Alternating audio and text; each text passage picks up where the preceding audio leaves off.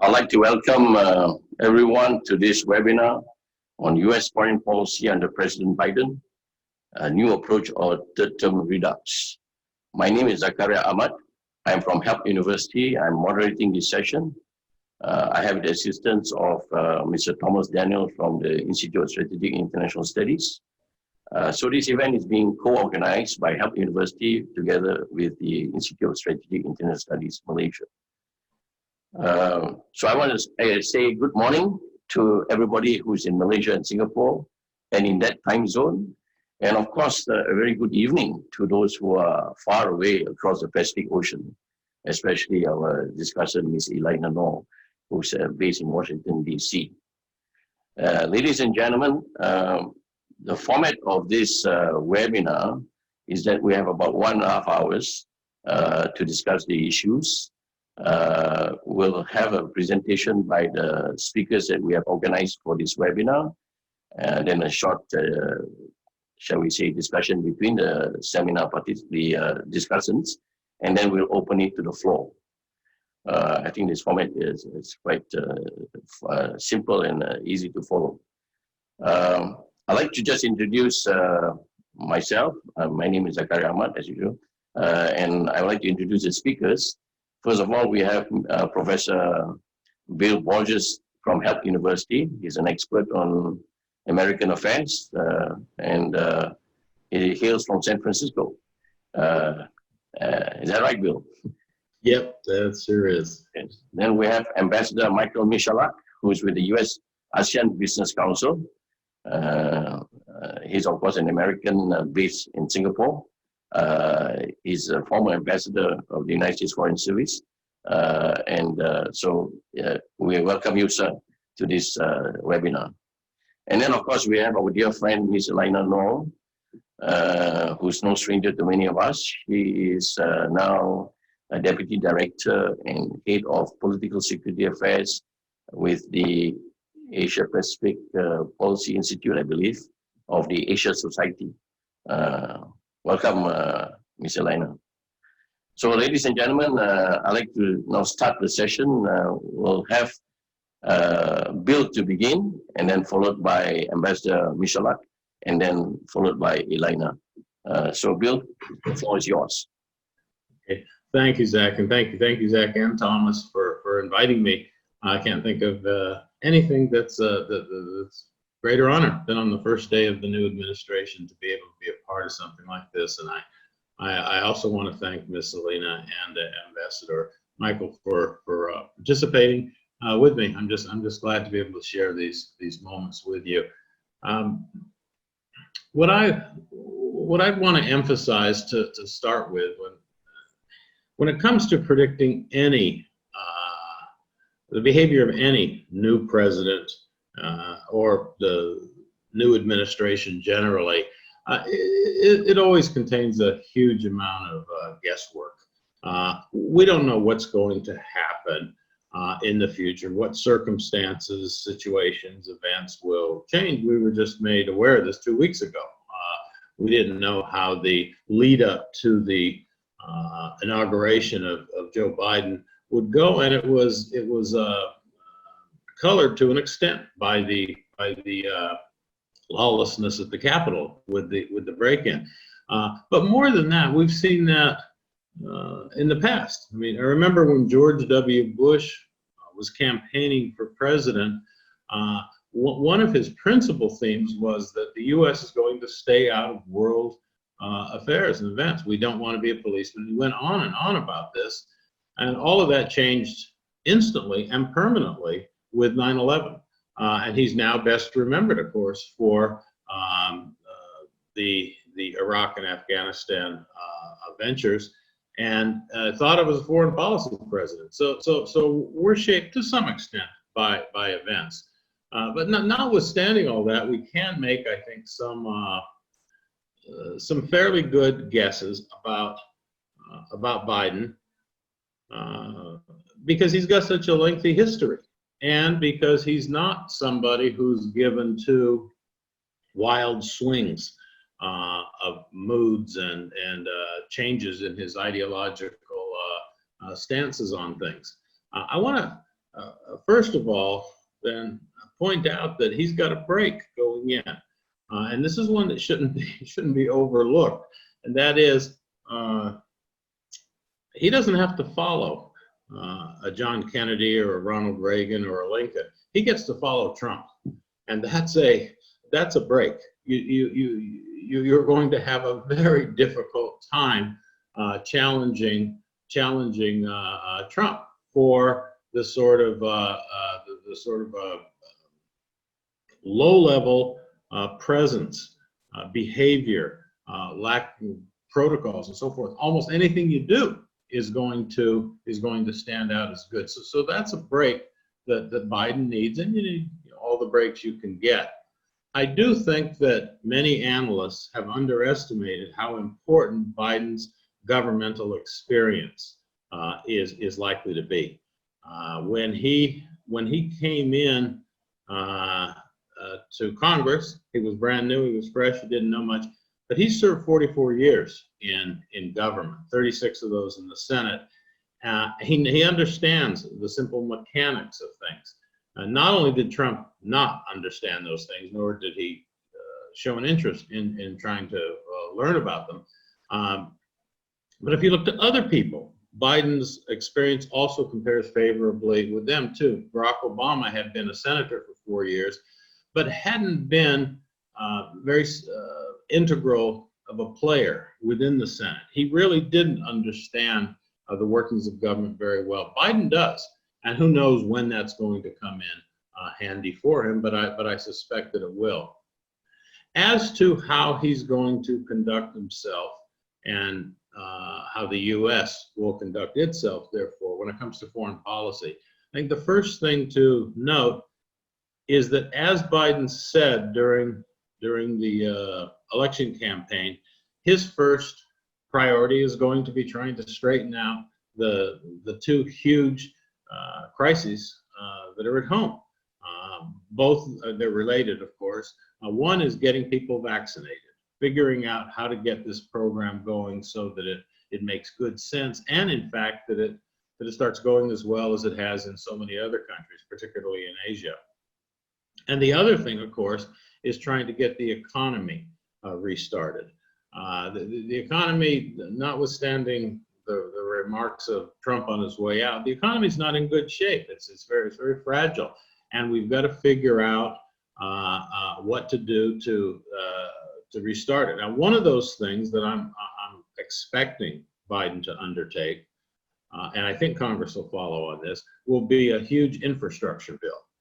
I think that had Donald Trump started with that rather than his failed attempt to overturn the health care plan of Obama's, I think had he done that, he might have been on a different path during his presidency, but he didn't. He promised it, he never delivered, and I think there'll be a huge infrastructure bill, which is badly needed in the U.S. Eventually, of course, he's going to have to make clear his reach to the rest of the world, to other countries. And I think that all the signs suggest that he's going to be a multilateralist when it comes to trade policy, when it comes to combating global warming. He's already gotten us back in the Paris Accords. When it comes to almost everything that involves our adversaries as well as our allies, there are signs that Biden wants things to get back to what used to be sort of a status quo, an international relations status quo.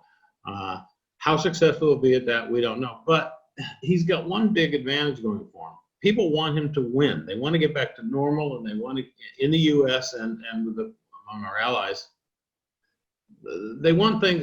They're saying, well, maybe the status quo wasn't perfect, but it was a lot better than what we've had the last 4 years.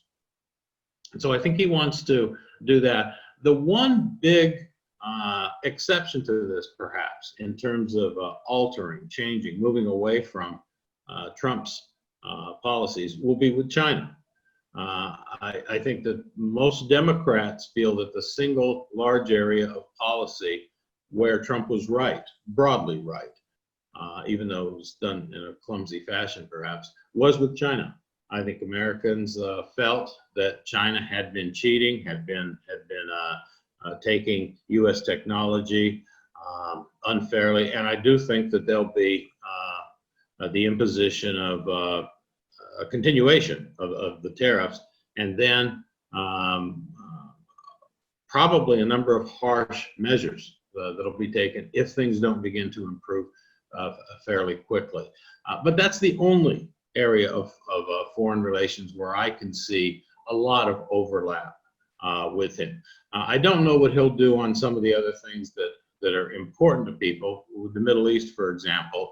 I doubt that he's going to try to move the embassy in Israel back to Tel Aviv. I don't think he'd do that. But who knows? It wouldn't have happened had he been a president. And it was something that was more than just symbolic. It was an important move. I do think that in terms of Southeast Asia and the things that are important to us and Asia broadly, I do think he's going to make a huge effort to get the U.S. Into the Trans-Pacific Partnership. You'll recall this was something that Obama worked very hard on. It was actually one of Obama's most strenuous efforts, I would say, when he was president, to get us in. And this is something that really the U.S. could have benefited from, could have profited from, just like the 7 Asian partners that are in it, including Malaysia. And we got yanked out of it at the last second by Trump. As soon as he came into office, he pulled us out. And many people say, well, a lot of Democrats really aren't that high on these kind of measures. And that's true. And it will take support in the Senate to get the U.S. into TPP. But one thing that I think is important to note is that many Democrats might just want to get us into TPP simply because it'll be a rebuke to Trump.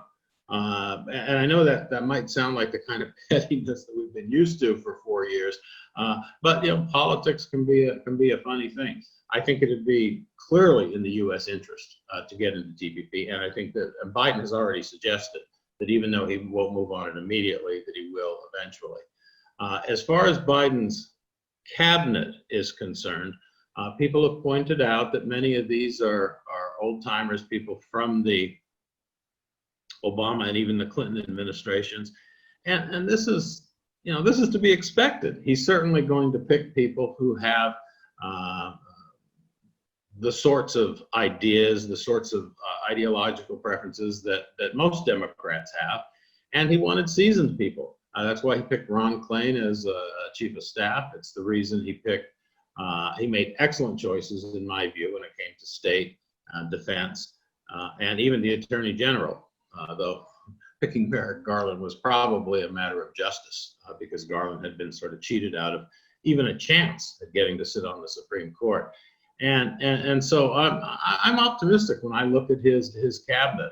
These don't look like people who are just hardened ideologues who want to go off on any crazy ventures. I think they're people who understand how the world works and the kind of changes that we're looking for in the future, the ones we need.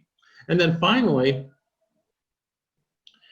everybody needs to remember this, and I'm not the first one to say it, and I'm probably not going to say it the best, but nothing's going to change overnight. Problems aren't going to disappear. Circumstances aren't going to suddenly favor everything that we want to do. But there is hope now. There's a huge sense of hope, I think, that has enveloped America and much of the world, because regardless of people who tend to be sort of cynical about things, people around the world do look to America. I think it is the largest economy in the world and obviously a huge military power. People look to it. But more than that, it's a beacon. It is a beacon of democracy, and it's had a whole bunch of failures, a whole bunch of flaws. It has had them. It'll continue to have them. But Most of us, most Americans, want to see the U.S. back in a position where it is friendly with its allies and cordial and respectful of its adversaries. And that's sort of the thing. I'm not trying to be Pollyanna, but that's sort of the kind of approach I expect with the Biden administration. Thank you very much, Bill. I think that was a very useful opener. I think those of us who watched the inauguration, I think felt very inspired by the speech that he gave. It was more than hope. I think there was a commitment to make America better and to restore what he called the decency in terms of the American role in global politics. He's hit the ground running. He's already sworn in 1,000 staffers who are going to be in the new administration. You're right. Some of them are old hands. Biden himself, he's an old hand. He's an insider within the Beltway, and he brings not just that experience, but I believe he is going to, adopt much more of a bipartisan approach in American politics, in American policy. And I think the fact that the Democrats are now in control of Congress, there will be a great deal of, shall we say, help to Mr. Biden as he brings the legislative branch back in unison with the presidency. And you're right about the fact that he will have to deal with the, shall we say, outstanding problems in America today. And number one, of course, is the COVID-19 pandemic. And it's significant, I think, that the president and the vice president and the spouses were at the Washington Monument, and they saw this, shall we say, this not monument, but the lights that had been lighted up for the 400,000 deaths because of the COVID-19. So this is the major problem the United States would do, and we all look very positively to that. And of course, the other issues that we already raised. And now I'd like to turn to Ambassador Michalak. Sir, if you may. Oh, sure thing. Thank you very much for the opportunity to come here. This is a great idea, and it's a very timely idea. You can't get much more timely than this unless we'd done it last night. So it was really a good idea, and I'm very pleased to be here. I'm afraid you're going to be hearing a lot of the same things that Bill just said, but I think they bear repeating, and we're all going to say it in different ways anyway. So one of the things that I wanted to start with was to take a look at the circumstances under which the Obama-Biden administration took office and began governing compared to that when Joe Biden was reelected more than 2 months ago. There are some huge differences, I think, that are important to understanding the shifts in the domestic and global situation facing the United States and the changes in attitudes and aspirations of the American people. The last time Joe Biden participated in a transition was also a time of economic disruption and stimulus measures. And we all remember the Lehman shock, the US stock market losing more than 50% of its values, global recession, and millions of consumers afraid of losing their homes. Well, at that time, the newly elected Obama-Biden ticket stepped in and passed about $500 billion worth of stimulus programs. And now, here we are, with the Biden administration entering office at another time of disruption. Only this time, we've already spent $2 trillion. And just before the inauguration, Congress passed another stimulus of close to $1 trillion. And the incoming Biden administration is preparing to spend another $2 trillion. And we're still not sure it will be enough to save those who are in trouble. Moreover, one of the huge tragic differences between now and then is that we also have close to 500,000 Americans dead from a virus. Efforts to fight the virus were totally mishandled through the incompetence, neglect, and ignorance of the previous government's top leaders, leaving millions of Americans bewildered, shocked, without confidence in their own government and institutions, and having just gone through an attempted coup and fearing the possibility of more violence. So returning to a government headed by someone that represents a return to a more normal, reasonable style of governing is being welcomed around the world. So in one sense, whether or not we're returning to a third term of the Obama administration is immaterial. Returning to some semblance of normalcy is a truly welcome step compared to the chaos in the past 4 years. And you can feel the deep breath that all Americans took last night and the deep breath that people around the world are taking as they wake up to a new day. But as you all know, the world is a dynamic system, and especially in these uncertain times, attitudes change, people's views change, and circumstances shift roles and missions which we all play. And these shifts, of course, play a role in which the new administration is going to deal with issues.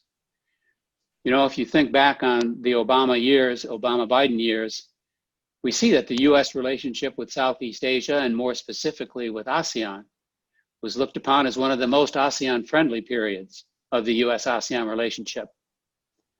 At that time, I had been appointed as US ambassador to Vietnam under the Bush administration and continued on through the Obama administration. So I had a front row seat to witness many of the signature events of the time, like our accession to the ASEAN Treaty of Amity and Friendship, the creation of new ASEAN institutions like the Defense Ministers Meeting Plus, when it was formed in Hanoi in 2010 during the Vietnam chairmanship of ASEAN. And also to be involved in discussions with ASEAN officials as well as within the US government concerning China and its intentions in the South China Sea, which in many ways marked the beginning of the new style of Chinese foreign policy.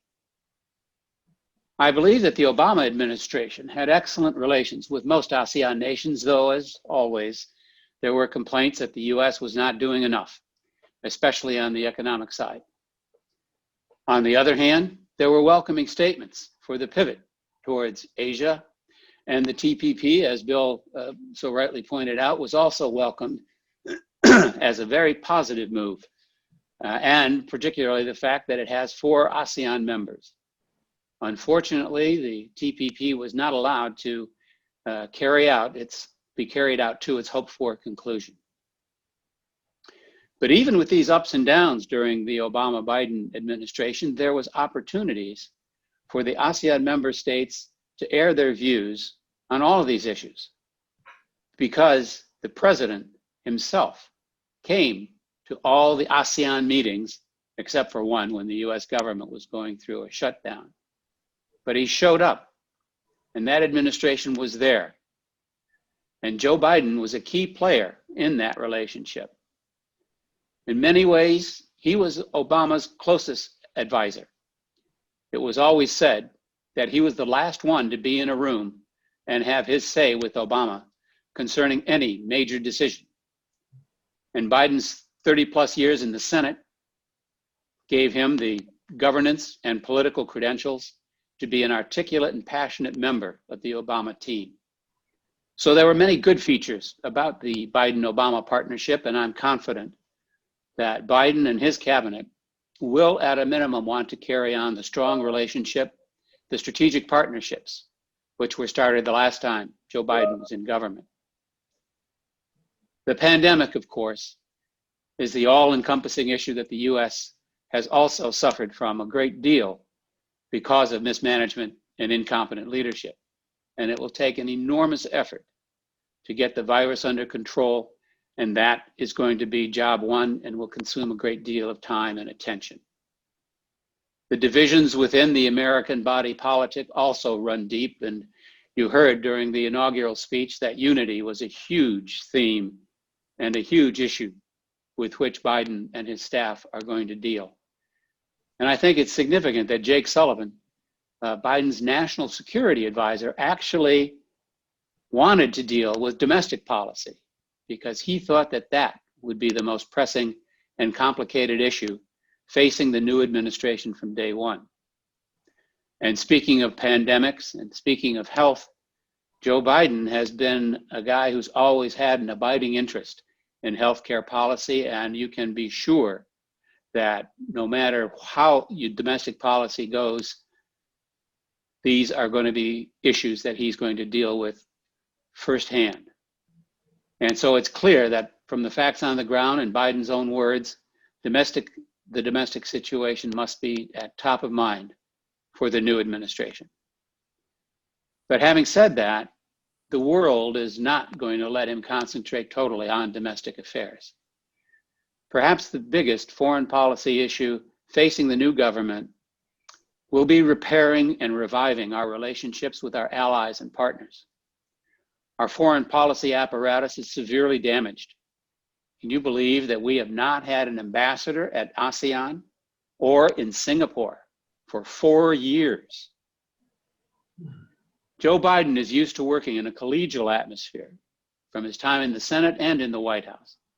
And he and his cabinet understand from their long years of experience that no one nation can resolve the issues facing the world today. We need to be part of the like-minded groups in facing the many issues like climate change, nuclear proliferation, and the like. And this is especially true in the Asian century, where countries in the region are playing a more active role in what happens here and what happens around the world. You know, Kurt Campbell, who many of you have probably know and have worked with when he was in government in the past, will be the NSC coordinator for Asia. This is a clear indication that the US is ready to get back in the game and ready to work hard on making that a reality. You cannot have a more experienced or savvy person in that job, and I expect him to be out here often, as he was when he worked for Secretary Clinton. Clearly, China will be a huge part of Biden's foreign policy. And we can get into the details in the ensuing discussion, but let me use China also as a case in point that illustrates how the world has changed since this crowd was in power last time. Now, this is a place where many of our old ideas have changed and is going to be reflected in policy. Where in the past, the polls showed that most Americans wanted to make allowances for China in the hopes that it would become a responsible stakeholder in global governance. Well, those same polls now show that most Americans view China as a strategic competitor with whom we need to be much more careful and much more vocal in registering opposition to certain policies while working with our friends and allies and partners to craft areas where it might make sense to work with China. New technologies and new relationships formed over the past 4 years are going to mean different discussions and different attitudes within the US. Over the past 4 years, long-standing coalitions became weaker or broke down, and coordination became rusty and disused. The US was out of the game for 4 years, and countries learned to move ahead without us. We need to earn our place back at the table, and that's going to take some adjustment on both sides. Another adjustment is going to be in trade. And there also, we've been out of the game for 4 years, and trade has been handled as a zero-sum game. But America first has meant America alone, and the new administration does not believe in this worldview. The list of issues facing us on trade is long and unfortunately urgent. We will need rather quickly to look at the possibility of trade promotion authority. If we're to renew that legislation, it needs to start around now to be debated and worked through the Congress this year. Without it, trade negotiations are going to be difficult or impossible because Congress would be able to raise all kinds of objections to negotiated texts, which would destroy the credibility of USTR and the executive branch to engage in trade deals. And we have 3 or 4 potential trade deals with Europe, Africa, and Asia, which are ready for negotiation now. And within Asia, the CPTPP and RCEP are 2 agreements covering a majority of global trade, and the US is not a member of either. Given the pace of change of technology and its effect on global supply chains and trade patterns, we need to be at the table to ensure that the interests of all firms are considered in setting rules and standards for the next generation of commerce. Moreover, if we're serious about wanting to reform the rules of trade and commerce, we need to deal with WTO reform in a credible way, and especially to deal with the impasse over who will be the next Secretary General of the WTO. So I believe there's also been a shift in attitude within the US on trade. I'm not going to say that we're jumping at the chance to rejoin the TPP, or rather the CPTPP. And I must say that I'm not sure that I would agree 100% with Bill in that Biden's going to try to rejoin it. I think he's going to try to rejoin son or daughter of CPTPP. One of the things I am saying is that the conversation is no longer about why trade is bad for workers in America, but the new conversation is how can we make trade agreements that are working for the middle class? The USMCA agreement, the US, Mexico, Canada, and US, the old NAFTA 2.0, passed the Congress and was welcomed by broad swaths of the American people, including major labor unions. It was treated and hailed as a positive achievement.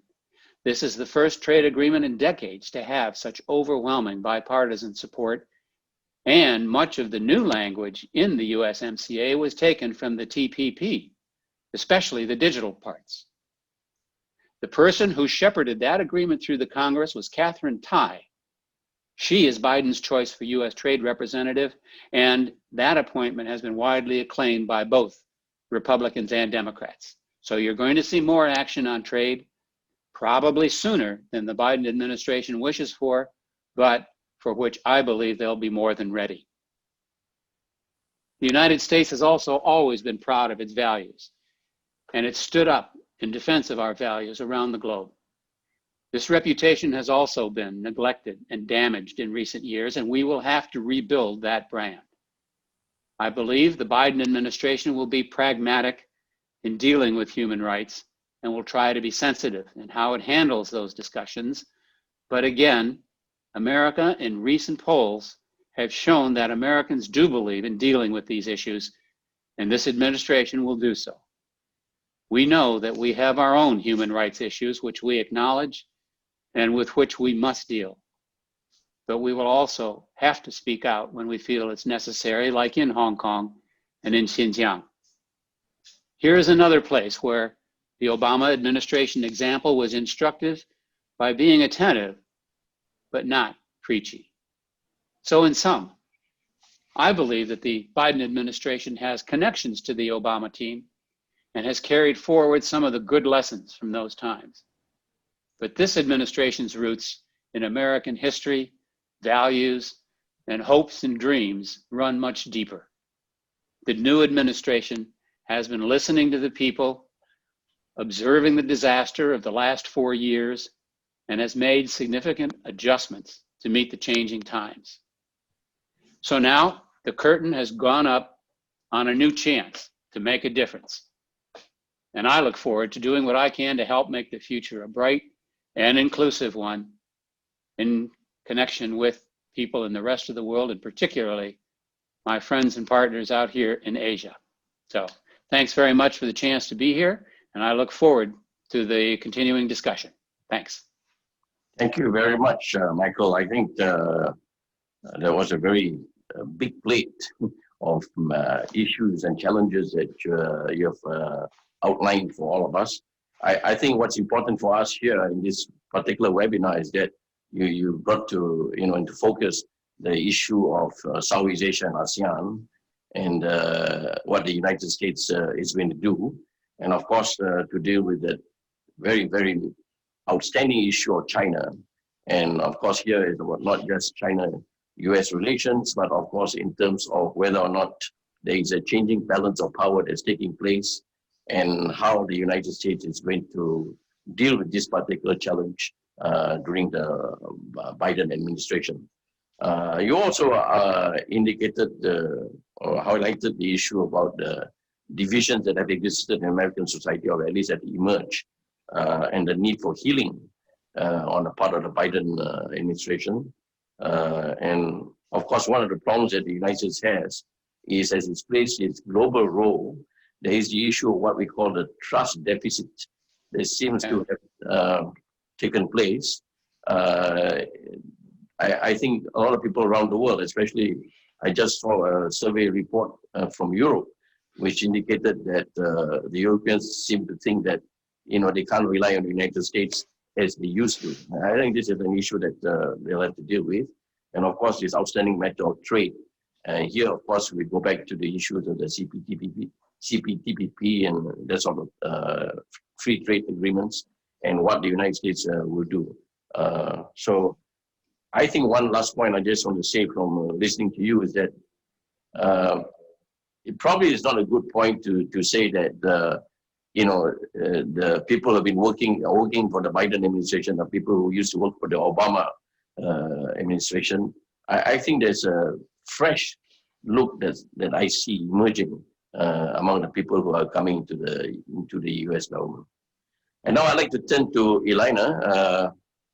Of course, Elina works for the Asia Society, and as you know, the Asia Society have been very diligent. They've issued actually a list of recommendations to the new Biden administration, which I think Elina may want to highlight some of them. But over to you, Elina. Thank you so much, Prof. Zach. Thank you in particular for plugging that piece of work that we just issued and launched not too long ago at the beginning of this year. I'm happy to go into any of the recommendations if there is interest.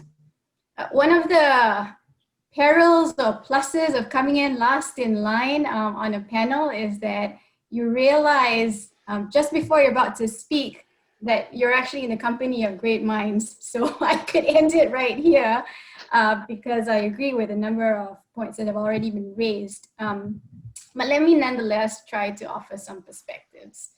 My short answer to the question of today's discussion is yes, we can expect a fresh approach to a US foreign policy relative to that of the last 4 years. And no, it will not be an Obama third term, or not completely anyway. Let me expand by offering 3 points for consideration. One, by contrast to the stormy and rather graceless conduct of US foreign policy at the highest levels over the last several years, the Biden administration promises a return to a more temperate style of diplomacy, one led by seasoned officials who recognize the urgency of the pandemic and climate change, who are welcoming of multilateralism and cooperation, and perhaps most importantly, who have spoken plainly about the importance of humility in earning back respect for American leadership in the world.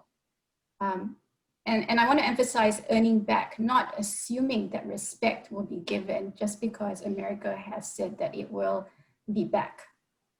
Biden's inauguration speech, which many of you may have already caught live, spoke of there being much to repair, to restore, to heal, to build in America. His speech, along with the words of others on his team, such as Jake Sullivan, as Ambassador Michel mentioned, the NSA designate, and Tony Blinken, Secretary of State nominee, have shown that this is an America that recognizes that it is wounded, but that it will be willing to listen and learn in order to lead, rather than to lash out in fear and anger. Now, hopefully this will indeed be the case over the next few years. The tendency for a superpower to act superlatively can be irresistibly powerful, as we've seen time and time again with US actions, not just in Asia, but elsewhere as well. For now, what we have is a promise of an America that will, quote, repair its alliances, leading not by the example of power, but by the power of its example, as Biden has famously said, which is a marked contrast to Trump's America First inauguration speech that accused other countries of ripping off America's wealth, strength, and confidence. Two, it is true that there are many returning Obama-era political appointees to senior positions in the Biden administration. So on the one hand, their experience offers a sense of comfort and reassurance. Kurt Campbell's been talked about, his return to government in the newly created role of Indo-Pacific Coordinator at the NSC, for example, will provide relief to those who wondered whether Asia will be back on the US's radar. On the other hand, there are also reservations about the risks of groupthink and repeating mistakes of the past. But America is different than it was during the Obama years, Prof. Zach, as you yourself mentioned. America is now of the bipartisan opinion that China is the most significant challenge to the US. In what way, it's not made clear. The subtext is that it is the most significant challenge to US leadership. And in the words of the Secretary of Defense nominee, General Lloyd Austin, China is, quote, a pacing threat. Again, threat to what? We still await clarification. America's tough stance against China over the last 4 years will prevail. The only difference is that this time, the US will seek to coordinate efforts with, quote, like-minded countries to confront China, even as it leaves some room for cooperation with China where possible. For example, on climate change, which now has its own special presidential envoy in John Kerry. Because of bipartisan consensus on getting tough with China, many of Biden's Asia hands are also now, whether tangentially or in the main, China hands. For us in Southeast Asia, this brings the risk of the US's Southeast Asia policy being once again subsumed under its China policy, maybe just less overtly. But it is not just America that has changed its foreign policy. And this is my third and final point. The world has also changed.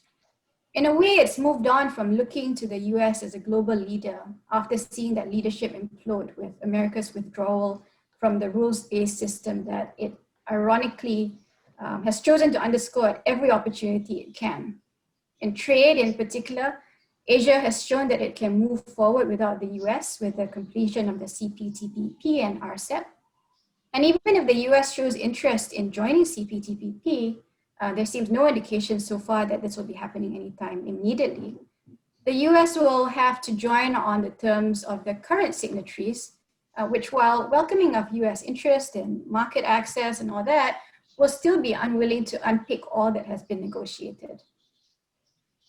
COVID will no doubt challenge the region's, the world's economic recovery.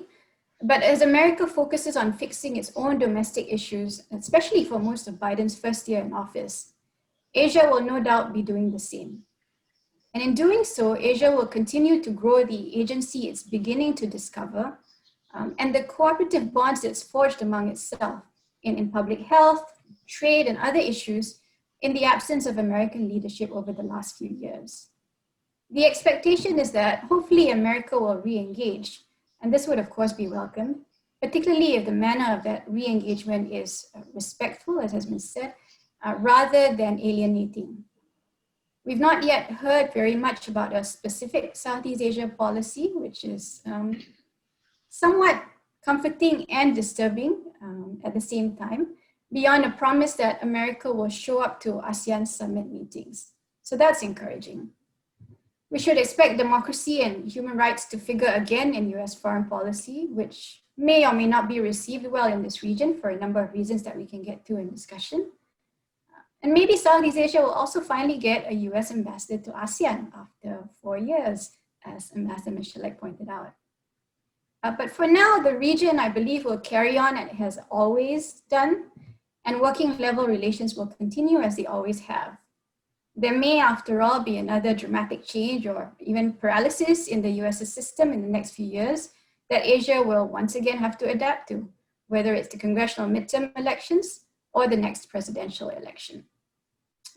So I'll leave it at that, and I look forward to a robust conversation with those who are in attendance. Thank you. Thank you very much, Elena. You mentioned that the world has changed. I think it's very clear that all three speakers, including you, have also indicated that the United States has changed.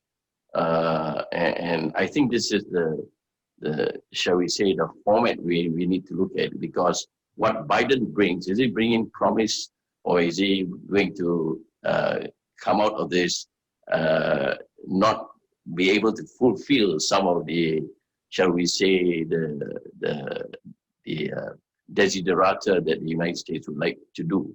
I feel that Mr. Biden, because he's 78, You know, one of the things that was remarked to me when he was giving his inauguration speech was that he was like a father talking to the nation.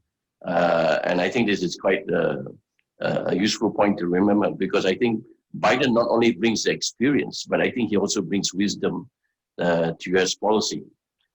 You single out the issue about Sino-US relations, and of course what the impact that means for what the consequences of that are for Southeast Asia. I think most of the Southeast Asian countries have been caught in this difficulty of having to deal with this rivalry that takes place between the two big powers, and of course what the impact, of course, in terms of the South China Sea. I think this is an area that probably we hope to see some kind of advance in terms of how the Southeast Asian countries and the United States will deal with this particular issue. And of course, as Ambassador Michel has pointed out, you know, there's need to deal with the economic kind of issues and the trade that needs to take place in this part of the world. So I'd like to open now the discussion to the panelists. If they have questions or their comments they'd like to on each other's presentations, and maybe highlight some of the main outstanding issues that we need to think about as we discuss this issue of the new Biden administration. So I'd like to begin, whether Bill, you'd like to start first, and then we'll just circulate around among the panelists. Sure. I appreciate the meaningful and very pertinent comments that were made by the ambassador and Alina. One of the things that I think that people really don't understand that was kind of woven into the comments by all three of us is how little the U.S. has really engaged in trade agreements, not just during the Trump years, but otherwise. We've got only about 10% of the countries in the world, fewer than that actually, who are actually in trade agreements with us. Now, trade agreements don't always produce free trade, but they at least provide a framework for going ahead with trade. And the U.S. really has pitifully few when you compare it to other countries, including other Western countries. We have so little. So I guess my point is on that, and I'd like to hear the beliefs, the ideas of the others as well, is that there is just huge opportunity here to enter into something new, and it's something that's been largely ignored. We just sort of assume that since the U.S. is such a big economy and we buy so much from overseas and we sell so much that, well, things are fine, they've gone. But really, we need more trade agreements, in my view. Okay. So, Elena or Michael, if you have any, yeah, I'd love to get onto that one.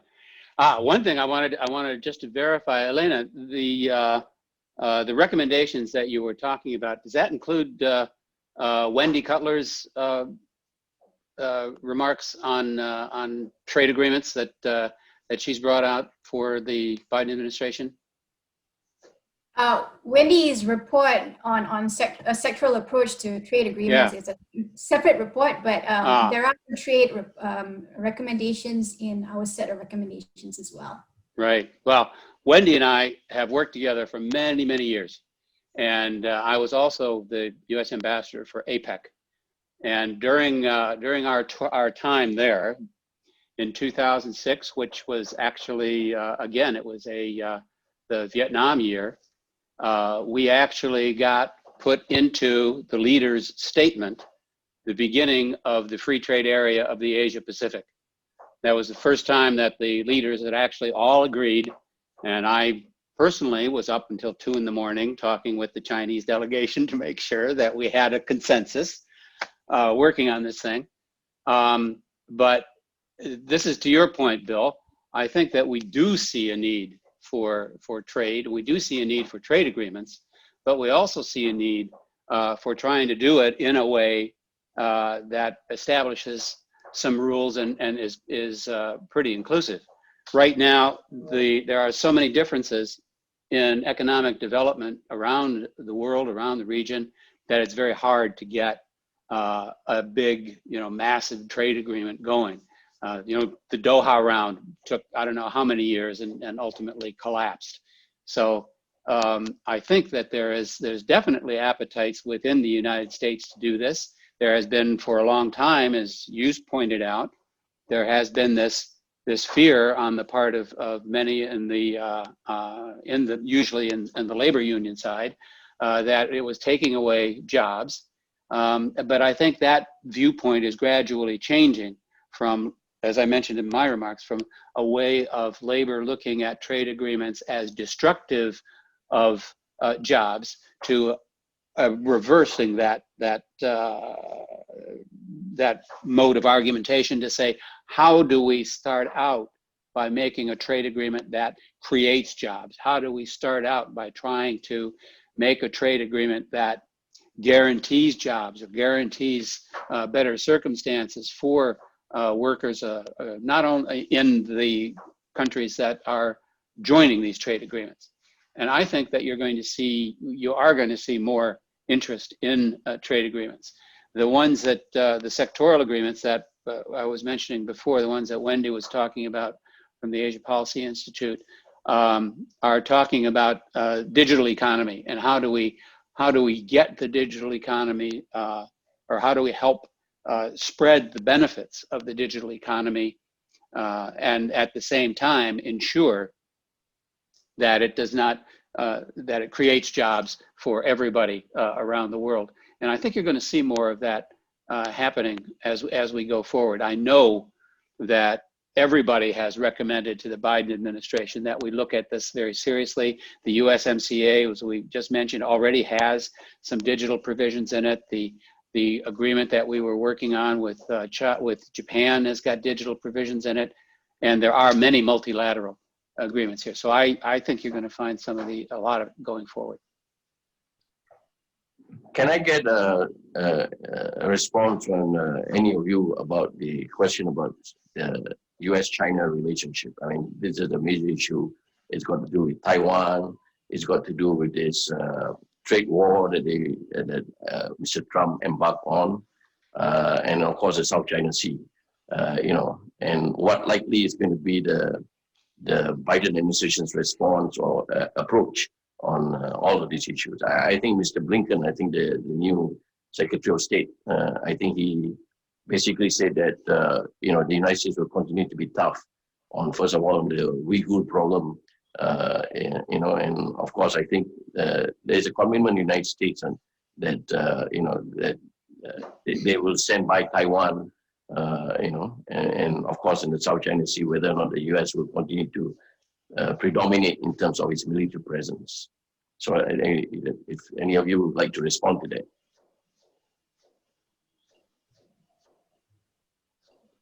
Maybe Elena? Yeah, I'll take a stab at it. Thank you, Prof.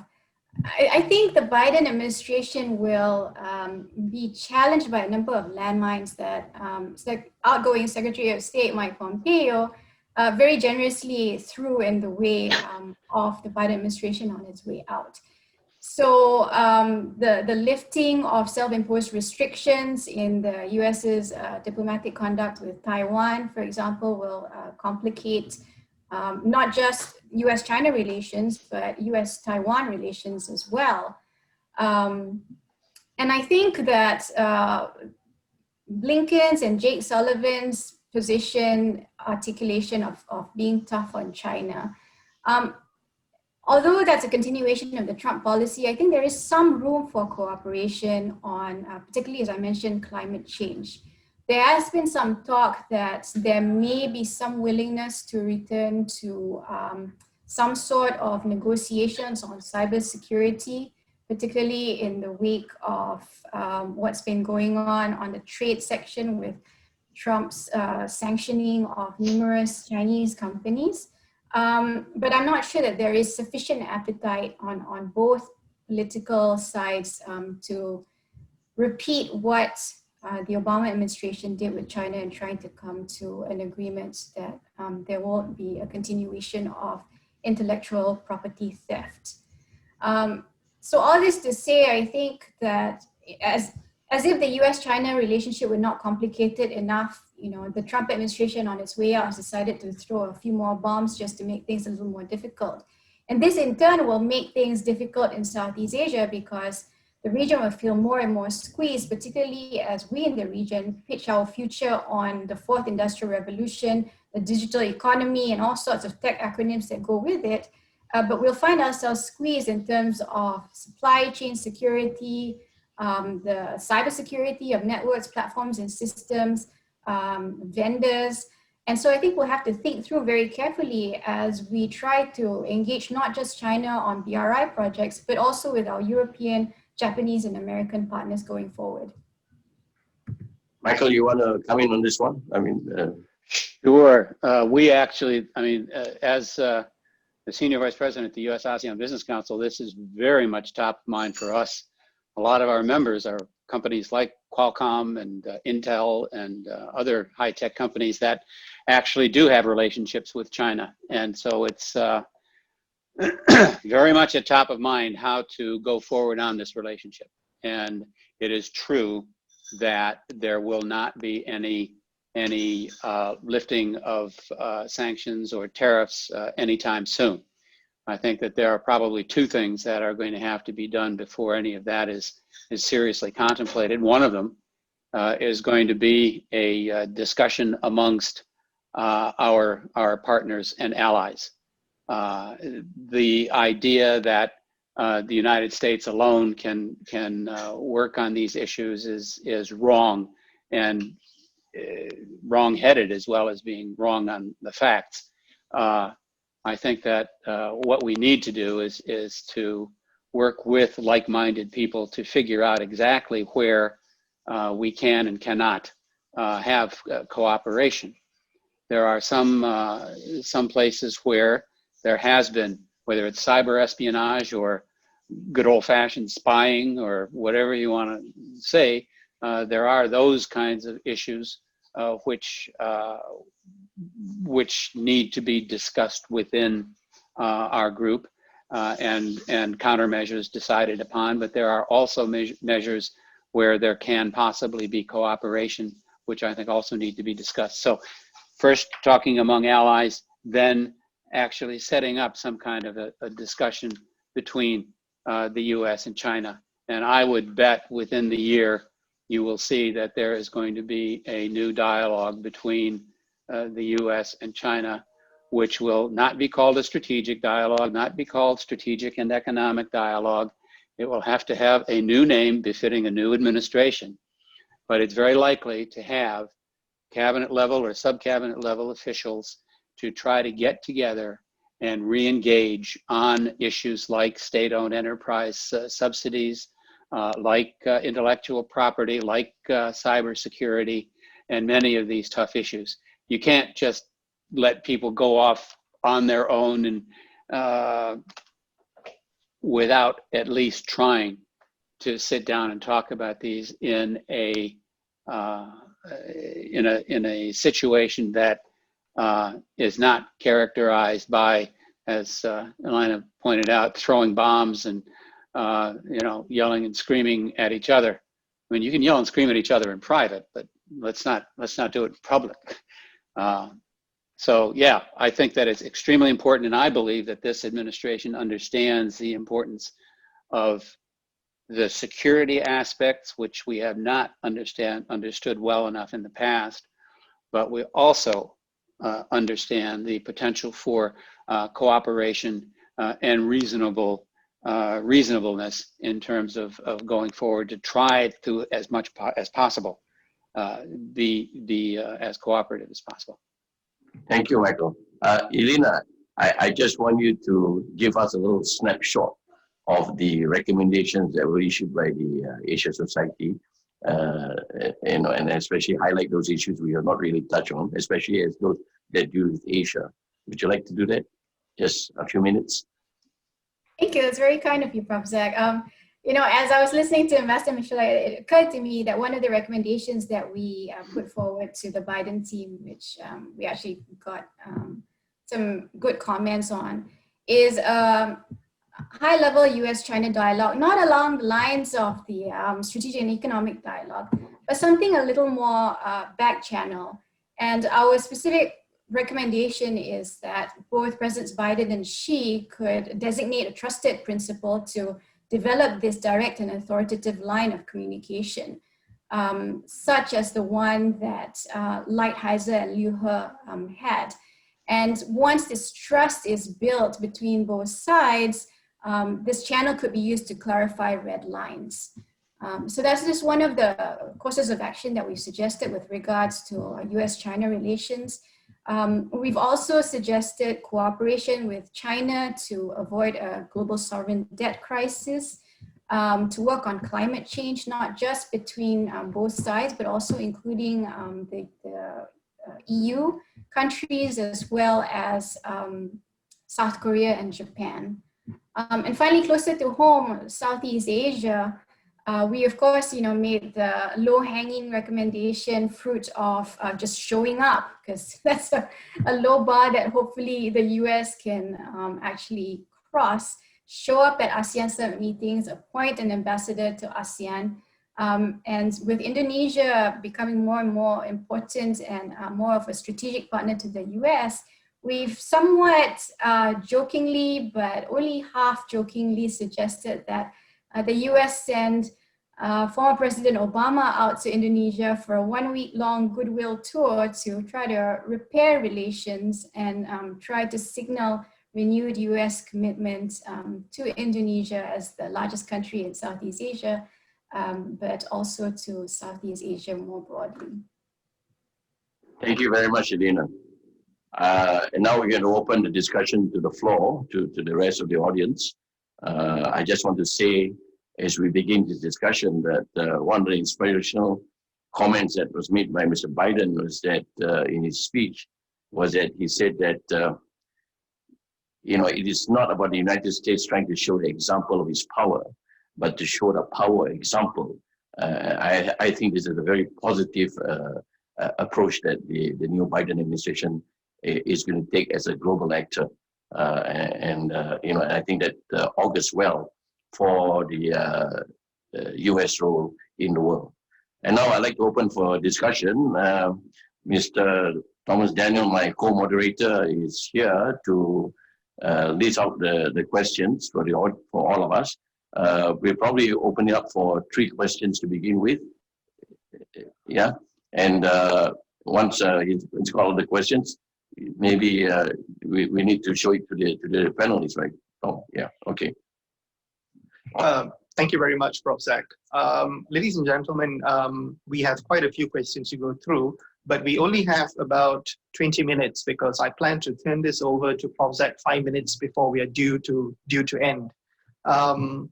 So quite a number of the questions have already been touched on by the panelists, especially on China and on trade in different angles. So I am going to ignore some of the most obvious. I'm forced to sort of skip through some of the most obvious ones. But however, and I will group some of the questions in series to present them to all the speakers to answer. And I do apologize if I'm not able to highlight the names of the individuals who asked, the participants who asked the questions, because some of these are grouped. Now, in conversations on China and Southeast Asia, one thing that I think the panelists have not really addressed has been the issue of the South China Sea, and that has come up in some of the comments and the Q&As. So I was wondering if any of the panelists would be willing to speak about how this Biden administration could approach the South China Sea dispute. As many of you are aware, there is a real concern in Southeast Asia and among the claimant countries that this dispute is increasingly being subsumed within the wider US-China rivalry. That's one question. And the second question that I would like to highlight comes from Professor Dr. Sharifah Munira Alatas. And she, in particular, was wondering if a Biden administration could conceive a more inclusive UN Security Council in its interactions with the UN. Will there be room for further discussion and considerations? to expand permanent membership, but mostly to include voices of the global South from Africa, Latin America, and post-colonial nations. Let us start with these two first. Thank you. Thank you, Thomas. Any of you want to start off by answering or dealing with those issues? South China Sea and a more inclusive Security Council, right? Well, in trying to respond to the first one, this is something that it's not surprising that probably the three of us didn't address this specifically. It's very perplexing. China has shown no interest or worry about anyone, any country, any speakers who have ever questioned their exploitation in Southeast Asia. The South China Sea, they seem to believe, is their own province and they can do as they wish. This doesn't necessarily mean that they couldn't be moved. I think they probably could. But what this points to, in my view, is the need for an overarching approach to China, one that is going to take many of these things, as Lena sort of pointed out, into account. Now, for example, with Taiwan, it's much more complicated than simply doing what Trump did just before he left office to irritate China. The United States has a long-standing agreement to protect Taiwan, and China knows this. In the event they're threatened, that they are attacked. So all of these things, including their adventures in the South China Sea, all of this has to be taken into account. And broadly speaking, the way to do this, it seems to me, would be to come up with, as the ambassador pointed out, some common ground. This is the way agreements always get reached, whether it's with individuals or with companies or with countries. Historically, this is the way it works. You have to come up with something in common. Sometimes that simply means finding a common enemy. This was something during the Cold War that the US tried to utilize, because you had China and the Soviet Union as enemies, both of which hated each other more than they did the United States. And that sort of thing sometimes has to be relied upon. But nevertheless, you need some common ground, and these things aren't going to be solved independently, it seems to me. Michael, the U.S. ASEAN Business Council, they're a business group, right? I mean, I think U.S. ASEAN Business Council, with all its members, I think they have quite a lot of views about the South China Sea, I think. Well, certainly the Malacca Straits, absolutely.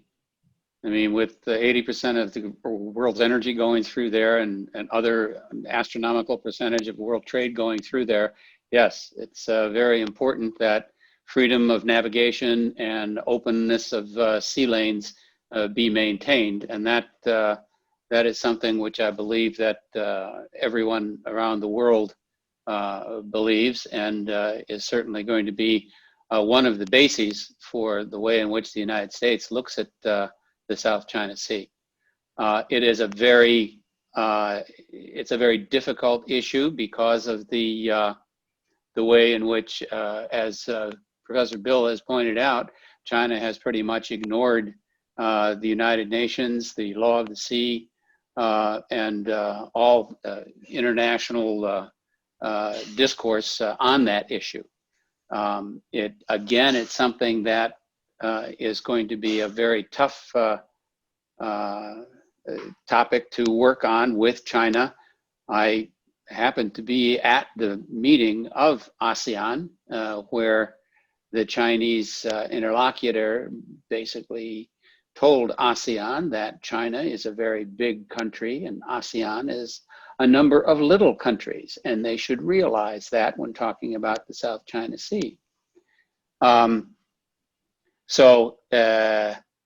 Obviously, as the Biden administration begins its round robin of talking with allies and partners, which will start relatively soon, I believe, that will be one of the issues that is going to be talked about. Again, it would be a good idea I think the Biden administration probably believes that it would be a good idea to at least hear out others to see if anybody has really good ideas, but we can certainly will see continued freedom of navigation operations, and we will certainly continue to see part of the rebalancing of military forces in such a way as to continue to use the freedom of navigation that is permitted by international law.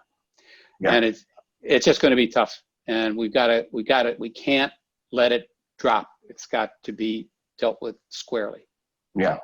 Elena, of course, she's the expert on South China Sea issues. So maybe you like to come in at this point and just add on to the question about the South China Sea.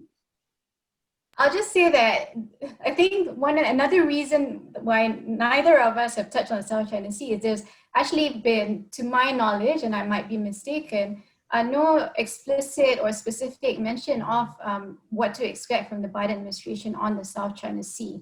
Lloyd Austin, in his confirmation hearings, mentioned it in passing, but there was no extended discussion on South China Sea. And so I think we're all waiting to see what the Biden administration will be doing vis-a-vis that area. I think its hands are tied right now with so much going on.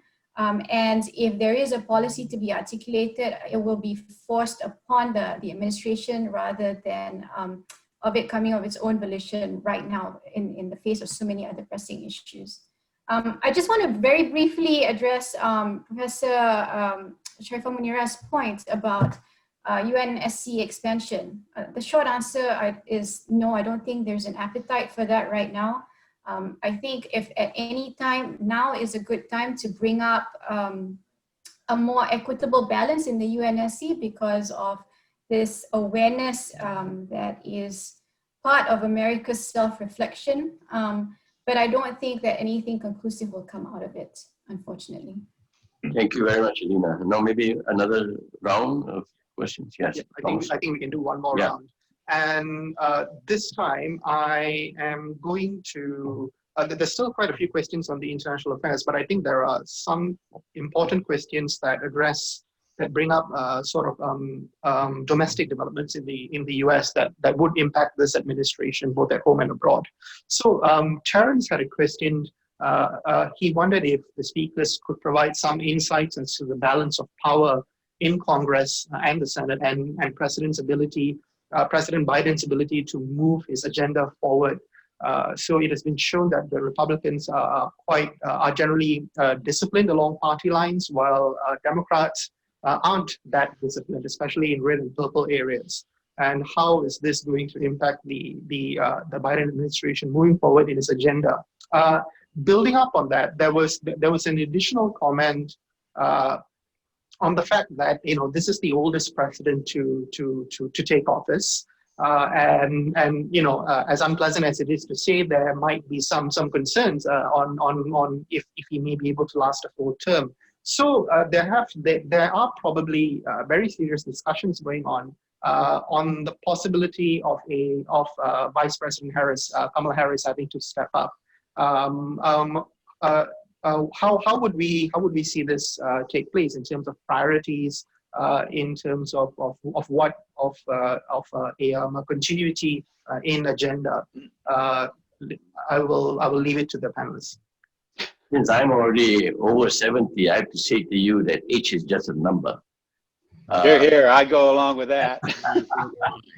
And also, if you study the Chinese Communist Party, in the past, most members of the Central Committee and the Politburo, they were all in the 70s. So for China, at least, there was probably an understanding that wisdom comes with age. And if you want to run a country, that's how you should do it. It doesn't mean that we've got to find people over 70 to fill in positions of power. I'm just making a comment in response to that. But that's a very interesting set of questions, and then maybe the member of the panel would like to respond to that. Well, yeah, you're right, Prof. Zach, that many countries have plenty of old leaders and plenty of them have been successful. The last truly successful president, if you measure it by public opinion, in the U.S. Overall. I don't mean looking at it as a partisan thing. The last one was Ronald Reagan, and he was, of course, very old. He turned 70 shortly after taking office, and people were worried about his health all along. Other countries, of course, had the same problem. Mao and Zhou Enlai, they were both in their mid-70s right to the end. You have to approach every administration with that possibility in mind. 10% of American presidents have been assassinated. So regardless of age, there's always that possibility. And that's why the selection of a vice presidential running mate is always so important. And Biden, of all people, I think, took this into account. Biden appears to be in pretty good health. He certainly appears to be in better health than Trump. So I wouldn't worry overly about that. I think that it's important that things get laid in place. And the fact that you have somebody like Biden, who is very sort of small d democratic in the way he lays out his policies and his preferences, and the way he has selected this cabinet that supports these things.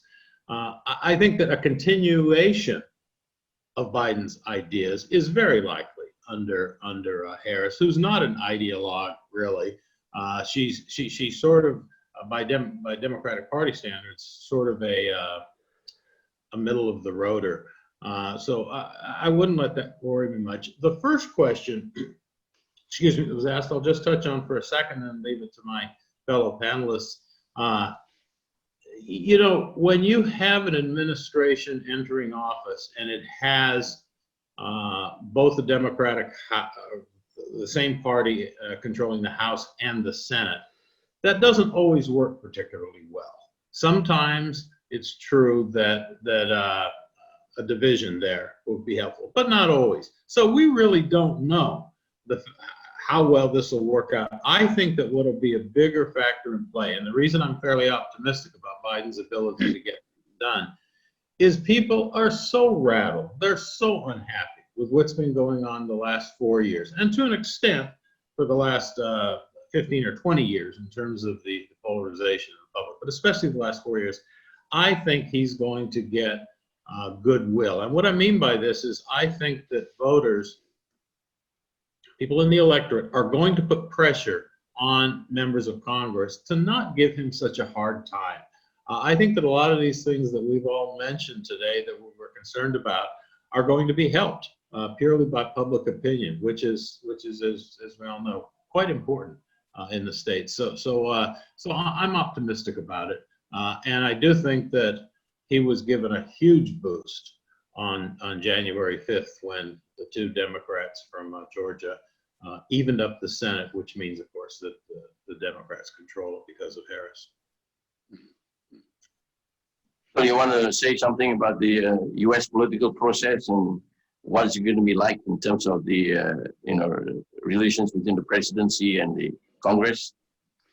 I don't know. I think Bill is the expert on these things, but I would tend to agree with him that there will be a honeymoon period because of the way that the president has approached everybody, approached the country, and hopefully that will work towards a way of working together. And again, if they can work out something on healthcare that comes out to be a bilateral, a bipartisan win, I think that would be a super way to build unity, the unity that we're looking for. Yeah, in terms of his age, I think Kamala Harris was picked at least for the fact that she is clearly a presidential candidate on her own, was a presidential candidate on her own, and I would not be surprised to see her be a presidential candidate on her own later on. So I think most of the electorate, after seeing her in action, now I think Biden made a very good choice, and he is in very good shape And I don't think there's going to be much worry about any succession. And the succession is already laid out in the Constitution. And we've been through one of those crises just recently, and I think that we came through it all right. And I think that don't think that there would be another one should it come to a transition of that nature. Elena, what's your sense of the U.S. political process now that we have the a democratic House of Representatives and the Senate, and with the democratic president? And also, just as one question that just up in my mind is, what are you going to do with this? What do you call it? Impeachment of Mr. Trump now that he's left Washington D.C. Are they going to be serious about it or what? Good question. Yeah, I think that's a political football that will be handled squarely by Congress. I don't think the White House has any incentive right now to be involved in that. So we'll see how that plays out. But I agree that there's going to be a honeymoon period, especially with Democrat control of the executive and the legislature. We'll see how the midterm congressional elections pan out because, and I think this is key for all of us non-Americans to keep in mind, that despite the changes in approach, the US of today is in many ways the US of 2016 and 2008 and before that. I think what we've seen in the last 4 years is really the realist representation so far in modern times of what at least half of America thinks of itself and of the world, but have not had the chance to say it, as explicitly. So in my view, the last 4 years in America were not necessarily an aberration, and I think we'll see this play out politically in the US as well as in foreign policy. When I'm looking for the midterm elections, there may be a swing, but I think foreign policy-wise, we outside of the US will have to be very clear-eyed about what to expect of America. Maybe we have one last question, Thomas. Sure, Prof. Zach, thanks.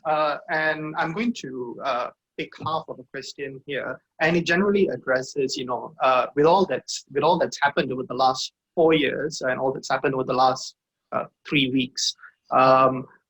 Where is the sense? What is the sense of American exceptionalism in the United States itself, among the minds of its lawmakers, among the minds of its policymakers, among the minds of people who will be advising its policymakers? Perhaps we can sort of wrap up with that. Thank you. Bill, that's right up your alley. Well, the term American exceptionalism has become sort of an unfortunate one over time because it's gotten confused with America first. Americans are going to continue to be proud and think that their country does provide a good model for liberty and justice and spreading good democratic values, and that isn't likely to change. But America first as a policy, that's dead, and the world knows it. Americans don't want it. They've rejected it historically, actually, this idea. When it was pushed by people in the 1930s and pushed by people in the 1990s, like Pat Buchanan, this idea has been rejected. Now, it's true Trump got elected through a fluke, but he nevertheless got elected, and that was his battle cry. But he didn't get elected because of that battle cry. He got elected in spite of it. Americans want to turn away from that, in my view, and Biden certainly does. He knows that it's a losing proposition and a wrong one. That's never what America was built on. At least that's my view of the this notion of exceptionalism. Oh. Well, I don't know. I think that I think what Elena said at the end of the last question is a very important statement, because that is certainly one of the things that surprised me in looking back at these last 4 years, that there are at least 41% of Americans who deeply believe in the philosophies and in a lot of the racism, the hate speech, the total other, anti-otherness that came out in so many different ways with Trump. And I think that the next 4 years, I hope we learn how to deal with this, because it's not going away. I think that Elena is right. This is something that has always been there, and this is the first time it's been really out in public. So we've got to learn how to deal with this, and we've got to keep it out there. Everybody's got to see it. We've got to recognize it for what it is, and then decide how to deal with it.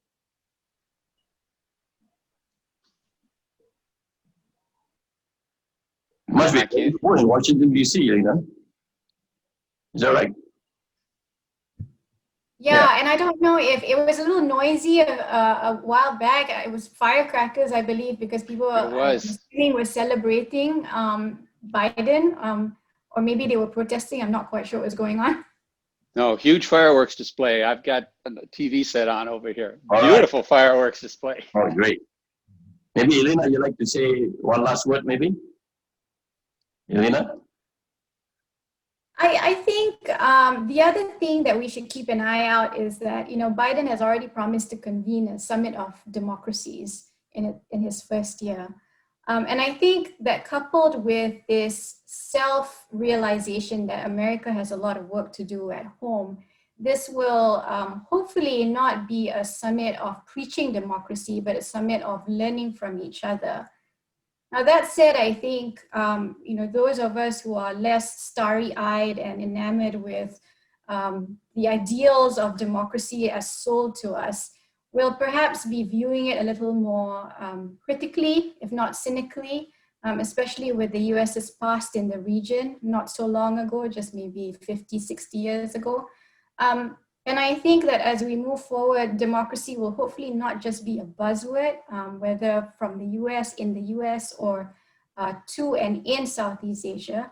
But as I said before, I think those of us in Southeast Asia watching policy unfold within the Biden administration will also have to be very clear-eyed and sober about how US foreign policy will shape our own future in the region. Ladies and gentlemen, members of the panel, members of the audience, this has been a very useful webinar today. The topic is US foreign policy under President Biden. I think we covered quite a lot of ground in this very short time. There are many issues that we did not touch on, such as the Indo-Pacific, North Korea problem, Russia-US relations, US relations with Western Europe, just to name a few. Perhaps we might organize a different webinar to discuss most of these other issues. I want to thank all the panelists for this contribution that we made today, to the members of the audience who have participated, to ISIS Malaysia, and of course to Help University for co-organizing this webinar. I just want to end with one anecdote, and that is when Mr. Nixon met with Mr. Deng Xiaoping several years ago. Mr. Nixon asked Mr. Deng Xiaoping, "What do you think of the consequences of the French Revolution?" And Mr. Deng Xiaoping's answer was, "It's too early to tell."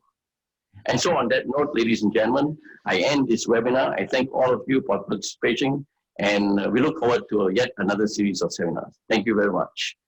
Goodbye. Thank you.